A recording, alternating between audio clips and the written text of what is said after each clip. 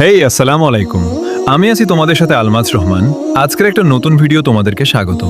চলুন শুরু করি। একটি ছোট ছেলে ছিল যার জীবন ছিল খুবই সাধারণ। তার মা ছিল একমাত্র ভরসা। বাবা ছোটবেলাতেই মারা গিয়েছিল। মা কষ্ট করে তাকে বড় করেছিল আর সব সময় বলতো, বাবা কখনো নামাজ ছেড়ো না, আল্লাহ কখনো কাউকে একা ছাড়েন না। ছেলেটি বড় হয়ে শহরে চলে গেল চাকরির জন্য। শুরুতে সে নামাজ পড়তো, কিন্তু ধীরে ধীরে সে বদলে যেতে লাগলো।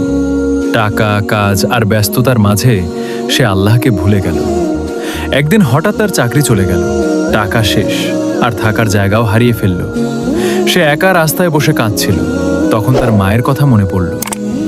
আল্লাহ কখনো কাউকে একা ছাড়েন না।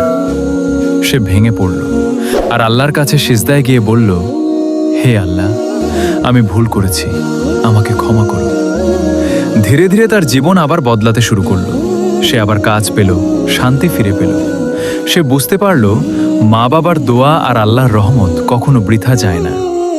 এই জন্য আমাদেরকে মহান সৃষ্টিকর্তা অনুগত করা আর মা বাবার কথা শুনে চলা উত্তম। আজকের ভিডিও এ পর্যন্তই। ভিডিওটি কেমন লেগেছে অবশ্যই কমেন্টে জানাবেন। টেক কেয়ার, আল্লাহ হাফেজ।